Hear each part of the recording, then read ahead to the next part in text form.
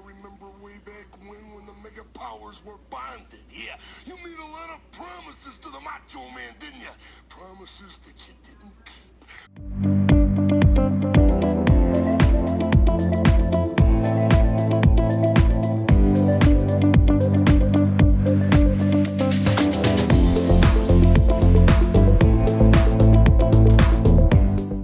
Hey, sports card collectors and investors. I hope that everybody is having an awesome day today. This is going to be kind of a fun video. I'm going to go through a new set that's coming out soon. But before I get into it, please subscribe if you have not already. We have more than 250 videos on the channel and we're growing with daily content every day, like talking about all things collectibles, sports cards, comic books, graded video games, personal finance, all mixed into a stew. And that's what you're here for, and that's what we're going to keep bringing for you. So thank you very much for coming. Today we're going to be talking about stuff like this, and maybe stuff like this. But in all seriousness, guys,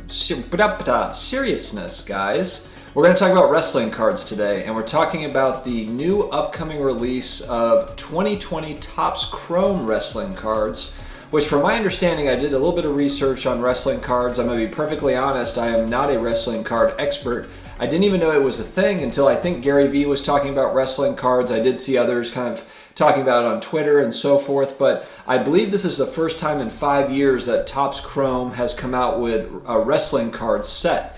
And so exciting for wrestling card collectors for sure. I don't know if this is an investment set unless it's something where you're buying maybe hobby boxes or something and holding sealed wax. But the one thing I did notice is when I was looking at eBay sold listings and I was just trying to get a feel for what wrestling cards are going for, modern, vintage, or just maybe not ultra modern, 80s type cards, where some people wouldn't call those vintage, but for the purpose of this exercise, we will call that vintage. You see a lot of value in, the Hulk Hogan cards and the Macho Man cards and those types of early stars kind of in the early 80s, early late 80s. Those guys, you definitely see some decent size sales in that area. I didn't see a lot of modern wrestling cards, meaning cards that have been printed in the last 5 years, that were very expensive. Now, it could have also been I wasn't searching properly. Maybe I didn't see the PSA 10s of certain cards, and this is something for maybe wrestling fans can help me out with this, but I've been reading up more and more on just WWE and kind of some of the challenges that they've been facing. And one of the critiques of Vince McMahon is that he's gone kind of all in on TV revenue. That comes from it, and of course they do very well with TV revenue, but essentially the critics are saying, hey look, the audience is cutting cable, they're streaming everything, they're not watching TV in essence, and you need to branch out and find other revenue sources. Whether this is true or not, I'm not really sure because I don't really follow it. It was just something that I was reading before I made this show, and I thought that it would be a good idea to kind of throw it out there, and for those that are wrestling fans really understand the ins and outs of it. Another thing I read is that the stars of today, the superstars of wrestling, are not the same as the stars from years past. Meaning that there's not enough really big names right now to drive viewership the way that they want it to as they move forward. There's not a Hulk Hogan. There's not, an Ultimate Warrior or Macho Man Randy Savage or even a Rock or, John Cena, I believe, retired from wrestling. Again, I'm showing how much of a novice I am when it comes to wrestling.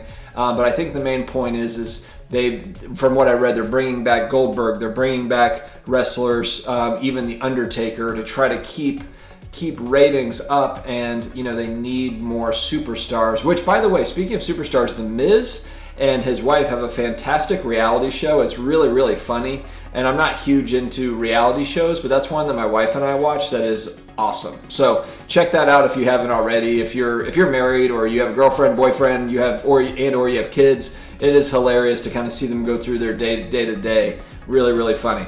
So let's go ahead and jump into the set. 2020 Topps Chrome wrestling cards. I'm going to look at cardboardconnection.com. They do a really nice job of breaking down sets, whether it be wrestling or football, baseball, basketball. Cardboard Connection is a go-to for sure as a resource for card collectors or investors.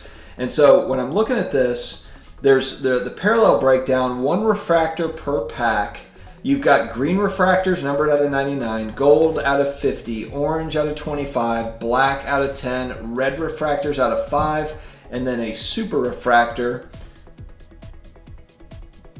And then there's also, it looks like, insert sets, big legends, shocking wins, fantasy matchups are some of these that they have listed. They've got a series of autos, they've got roster autographs, big legends autographs, shocking wins autographs, and again, and then you've got refractors of those autographs as well. And it looks like in a hobby box, on average, you're looking at 2 autographs and 24 refractor parallels. This set drops on October 14th. There are 4 cards per pack, 24 packs per box, 8 boxes per case. So, and it says here that the fantasy matchups dual autographs are the toughest pulls according to the site. And then of course you've got black refractor out of 10, red out of 5, and a super refractor 1 of 1 parallel. So for wrestling collectors, and by the way, the cards are beautiful, and I'm sure, you know, Topps Chrome makes some nice, they make some nice cards. So I'm sure among wrestling fans, these are going to be popular. And again, they haven't made Topps Chrome Wrestling in about 5 years. 2015 is the last set that they did Topps Chrome Wrestling. So really interesting. But again, and they have included in here too, I see, you know, there's Batista, one of the fantasy matches cards is Batista versus the Ultimate Warrior. You know, so they've got some of the old favorites kind of mixed in here. It's not just you know, not just new wrestlers. It looks like there's Undertaker cards, and there's you know, different things mixed in here as well. So the entire set is 100 cards. So it's not a huge set. The base set is 100 cards, and then you've got all sorts of, you know, inserts, and there is a refractor rainbow, as we would refer to it. So really interesting set. I'd like to hear from you all. Are you collecting wrestling cards? Are you excited about this set? Is it something that you're investing in? Are you going to hold some sealed wax? Or do you think that the singles could break out and be kind of a zag to everybody's zig, you know, so to speak? Could wrestling cards be the next soccer cards? You never know. This card market has been very unpredictable over the last, you know, 15, 18 months. And so let me know what you think about wrestling cards. If anything, I think that they're great for collectors. You know, and so there's some really cool autos and a lot of big stars in the set. So let me know what you think, guys. I appreciate you checking this out. And please subscribe if you haven't already. Like I said, daily content every day on this stuff, and we enjoy making it, and we are very, very happy to have you. So thank you again for stopping by. Take care, guys.